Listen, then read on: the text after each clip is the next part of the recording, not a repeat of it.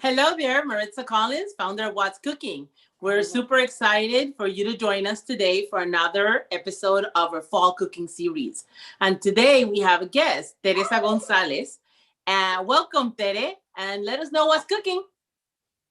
So, hi everyone. Today we are making adobo, which is a base for a lot of different Mexican dishes. And it is something that my mom and my dad have been making since forever, since I was a kid. And they have taught me every single secret about it. And these are family secrets that I bring to you today. So, this is kind of a big deal. All right, we're excited. I actually have never made adobo, so I'm excited. I'm going to take some good notes so I can make it. Yeah. That is my 2-year-old nephew in the background. That's Benjamin. Hey, when you're home, you get all the home noises coming with it. So, to make an adobo. So, adobo is a base for enchiladas. For today, I'm going to show you it as a base for pozole. As a base for a lot of different dishes that you can make with different meats. You can marinate with it. You can put it in tamales. You can do a lot of things with adobo. I'm going to pan down for you. So the base for the adobo is Chile California, which is, you can get these dried at any Mexican market, or I think you can find it in the Hispanic food aisle at Ralph's or anywhere you shop. A tomato, onion, garlic, and this is another secret I'm going to tell you about. It's toasted sesame. So right now these are sesame seeds, but what we need to do is I'm going to turn on the heat here, and we're going to lightly toast them with some oil. So let me get that started. All right. Okay, let's get some oil going. So what kind of oil are you using? This is olive oil. If you ask my dad, he would use vegetable or canola oil. All right. I'm going the olive oil route. So are we learning Don Rafa's recipe here? Absolutely. This is, this is something that he helped me out with earlier today. And I asked him, "Are you sure, Dad? I'm going to give all the different ingredients." And my mom and him mentioned, "Sure, let's go ahead. Let's just do everything that's in our adobo." So you're getting the actual family secrets today. Well, let me tell you, I've had some Don Rafa's cooking and it's very, very good. So I'm excited to see what's going to turn out now.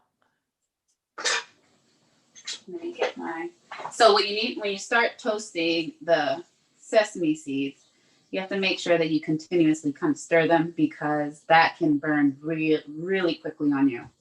So you always keep an eye on the sesame seeds. That's what I've learned, because in a split second, they can burn on you.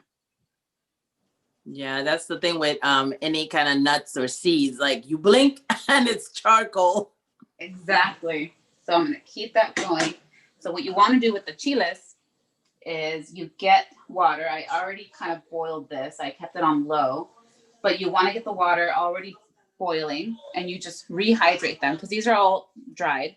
All you want to do is rehydrate. So we're going to drop those in. Get another spoon here. You want to make sure, let me pan down to them. You want to make sure that they get fully immersed in that water. What you also want to throw in at the same time is the tomato, because you want this to be a little on the soft side too. So you want this to par cook as well. All right. So you get all that going. So very good. Your onion and your garlic are also going to go into this adobo. And of course, nor, which is the base for so many Mexican dishes. Nor is kind of like our bread and butter, where you use this to season. That's Benjamin. Hey, he's sharing some good cooking happening back there. Absolutely. So he doesn't want to miss out. So the nor is definitely our go-to to season. So it's essentially chicken bouillon, and you can find this anywhere. There he goes again. He's making rounds in the kitchen because he's excited for the pozole, and he's making a cameo. Say hi, Benjamin. Hi, Benji. So he is like, oh, that smells good. Let me get close.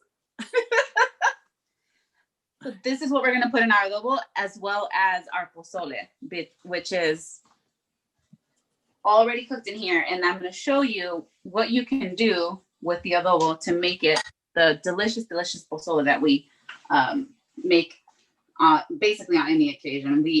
I grew up with it, from chicken pozole to pork pozole, so many different types. So I understand pozole is one of these base. So I've never made it. Pozole, I've had it many times, but I haven't made it. But it's one of those recipes, like it varies per family, per region. Everybody has kind of like their own little version of it. So Absolutely. This is your version. Yes. And you can make it with pork or chicken. Normally you guys make it with what meat? So I grew up with chicken pozole, even though my mom has mentioned that, you know, pork pozole is traditional. Chicken pozole red adobo sauce is what I grew up with. There's also pozole verde, which is with a salsa verde base. This is a red adobo base. So I'm showing you today what I essentially grew up with and what my dad has taught me how to make from scratch. Oh, what region of Mexico are your parents from? So my parents are from Guadalajara, Jalisco, which is central Mexico. Okay. They're about an hour out of Guadalajara, a town called Zapotlanejo. So All that's right. where my parents are from, and that's what I'm learning today. And just like that, they're all toasted on me. If I were to turn my eye for another second, they would have been a little bit burnt. Yes. So good thing I caught that. Great. So turn off the heat, let them hang out in there so they're a little bit toasty. You want them a little golden brown. You don't want them too brown, but then you definitely want that toasty flavor because that's what adds that nuttiness to the adobo. Okay, great. So I'm gonna go ahead, take these seeds and get them ready because all of this is going to get blended together. So the tomato, the chile, the sesame seed, the nor, which is about a tablespoon of that, the garlic and the onion are going to get blended together to make the adobo sauce. So I have my blender, and if you were to ask my dad if I could use my Vitamix or my Ninja, he would say absolutely not. It has to be the old school blender. All right. So I've tried to use the Ninja, and he said absolutely not. It is so much better old school style blender. So I don't stray from that. Well, you're trying to keep true to the recipe, so absolutely do what's needed so it comes out the way he makes it. Yeah. So the sesame seeds are in here hanging out. So these are on a full boil now. They're a little bit soft, so you want to make sure that you see that they're pliable. They're not too dry. And that's when you know that they're ready to get blended. If you don't wait long enough, you're going to get really hard chunks of chile in your adobo, and you're going for something that you can strain the juice out of, because that's the step after, is straining all of the seeds out. So make sure that your chiles are fully pliable before you start blending them. So see, I'm learning something already. Yeah. And adobo has several different types of chiles. This is a Chile California adobo, but there's guajillo. There's all these different types of chiles that you can get at the Mexican market at Vallarta or at the Hispanic food aisle that you can put together to make a different type of adobo. This is the one that my dad is a fan of, Chile California, because it's not too spicy, but it still packs a punch of flavor. That's good to know. So this is kind of like your medium heat. It's not like, run for water or milk immediately. No, you can enjoy it a little bit. This adobo allows you to build flavor because you want to be able to still taste whatever dish you put this in. If it's enchiladas, you want to be able to have them kind of shine. You don't want them overpowered by a super spicy adobo. So this is why Dad is a fan of Chile California, to build upon those flavors. You can always add more hot sauce at the end, but you can't take it out. Yeah. So there are super spicy adobos too. If you want a super spicy adobo, you can absolutely make that with different types of chiles. Yeah, but I'm not a fan of sweating while I eat. I had a friend that's Indian Chinese and two cultures that are love their spice. And she was not happy till her nose was running and she was in full sweat. And at that point, I'm like downing milk or something to out the fire. And she's like, no, it's really good. You know, her senses, her nostril, everything was like impaired, but it wasn't hot enough. So she has all of that. I do love some heat, don't get me wrong, but this adobo just really, really helps you build upon it, which I appreciate. But I do add some chile to everything I eat. There's always chile involved. So I think it's a requirement. I find that all my friends, and I have family also that's Mexican, and they're like, if there's no chile in it, you didn't eat it. It doesn't count. Yeah. You can see how the chiles are a little soft. They're pliable. They're super hot. But that's what you're looking for. And now you put them together in the blender with all your other ingredients. So take all the chiles out. And this is about, 8 chiles that I had in here for 1 tomato. And this is a base for an entire pot of pozole, which you see here. So don't need too many chiles to make it really, to build a better, a bigger dish. Awesome. So you get the whole tomato. So here we have the tomato, the chiles, the sesame seed. You get your kind of quarter of an onion or so. 1 large clove of garlic.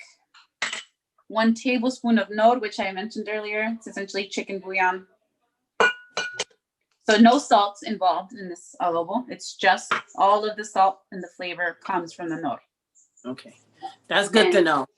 Yeah. Because people kept adding salt, then it's too salty. Yeah.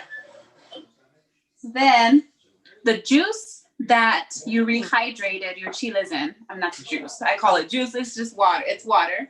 You take about 1 cup of that, and that's what you're going to use to blend all of these ingredients together.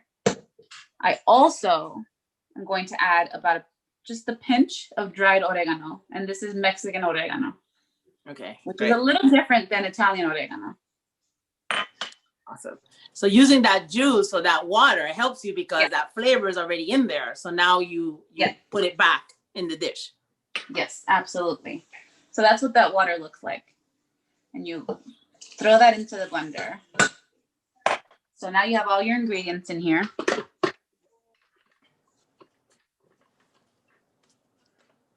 And I'm going to blend it all up. So it's going to get a little loud.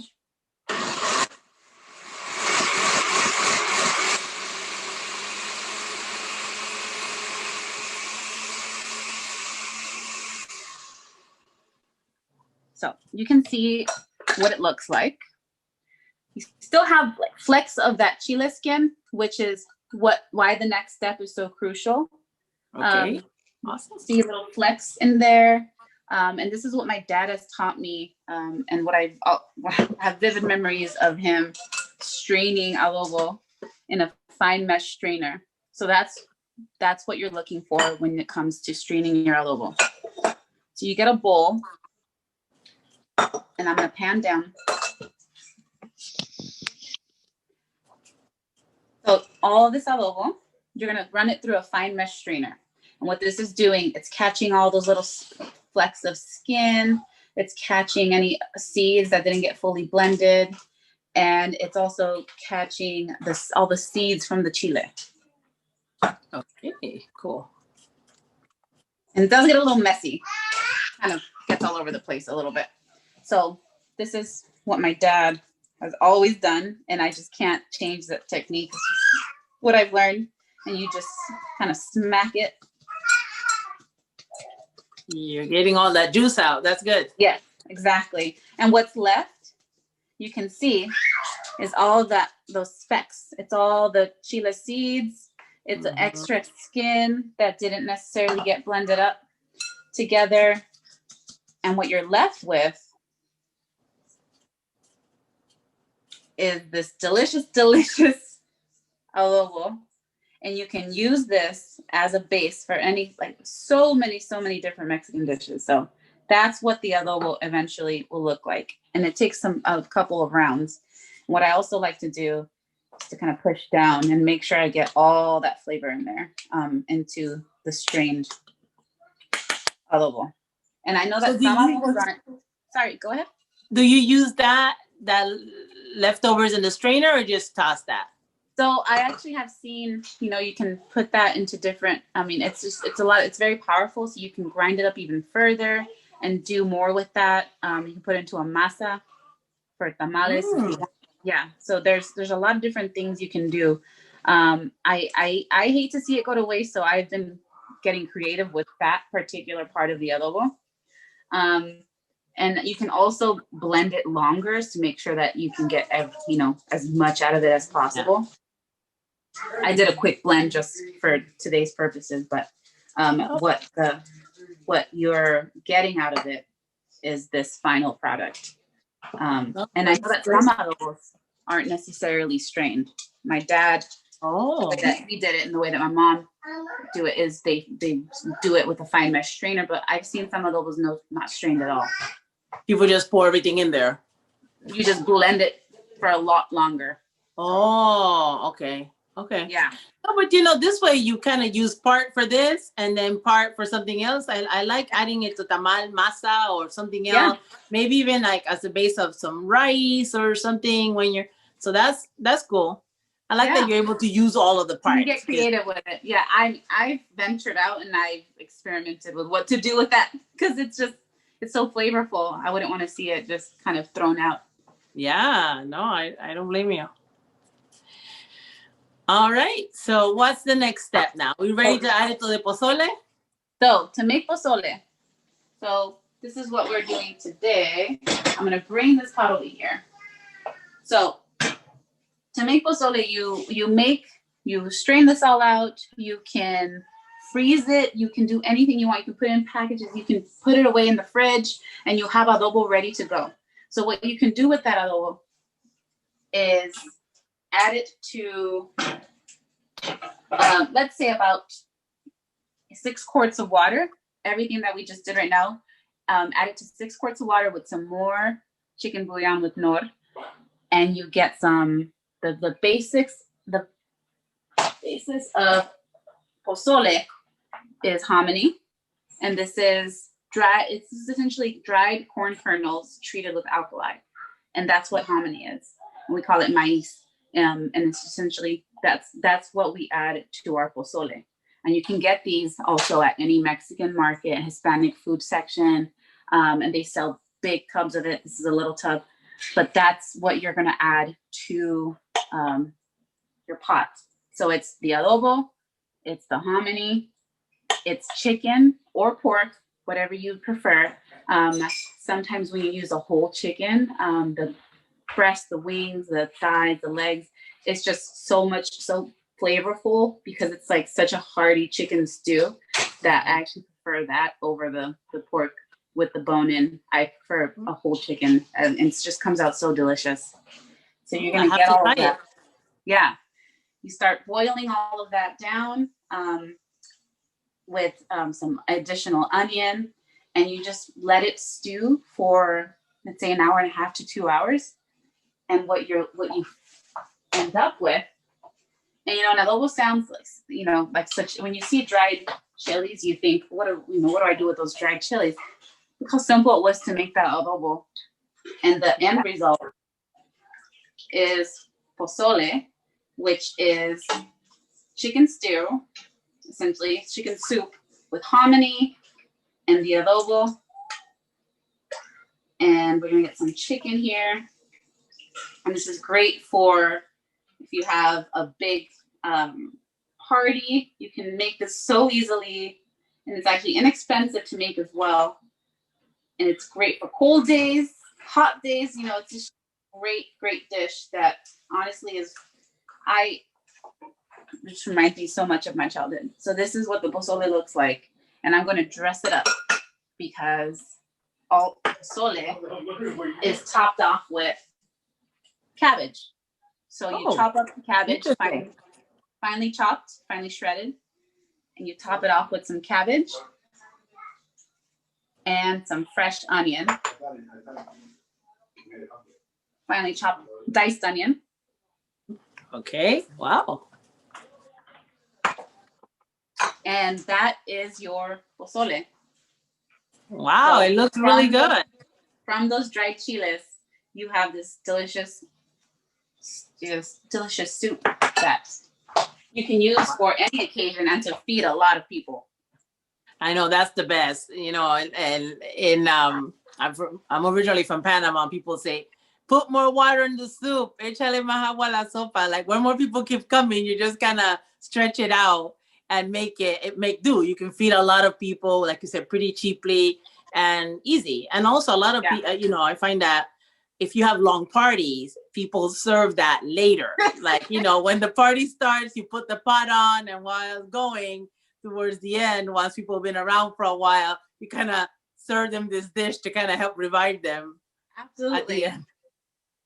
And it's like this is on hot days. There's this kind of there's this joke that on hot days, Mexican moms will decide to make a hot stew. And that's just, it's so typical because it's like on the hottest day, my mom would decide to make the pozole, and it's it's just.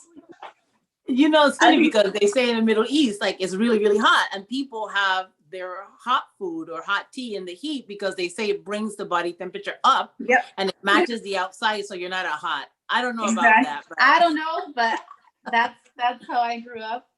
And you can also, I forgot to mention, you can also add some lemon or some lime, a squeeze of lemon or lime, to top it off. And when you go to Mexican restaurants, pozole is not, you can see it sometimes on the menu, but not as often as menudo. Menudo, I think you see it more often, you hear about it more often. But definitely, pozole is my soup of choice. I will make it forever and ever for my own children when I have children. And my dad is a fan of freezing the adobo and having it ready to go, so you can just make pots of this whenever you have someone over, whenever you're expecting company, and just to, like as I mentioned, feed a lot of people. Really easily. So what else would you make with that adobo? So now we had the pozole, but what else, like other recipes? So in case people love the adobo and want to put it in everything. Enchiladas. So what you do, and that's the basis for when you see red enchiladas, you can go and get red enchilada sauce in a can from the market. And that's essentially a type of canned adobo. And this is, you're just making it fresh. And what you do is you add some adobo with a little bit of oil, and you kind of essentially fry your tortilla in that mix. And then you add in your cheese, you roll it, or chicken, whatever you want to have in your enchilada, and you roll it up, and you put it in a casserole, and you start assembling your enchiladas. Wow. You see, 2 for the price of 1, 3 for the price of 1. We got adobo, we got the enchilada, and the pozole. Well, exactly. Thank you so much, Tere. This was really interesting. It looks delicious, and I'm definitely going to have to try to make it, and I'll let you know how it goes. Absolutely. Thanks for joining us. Maritza. Thank you. Take care. Bye. Have a good night. Bye.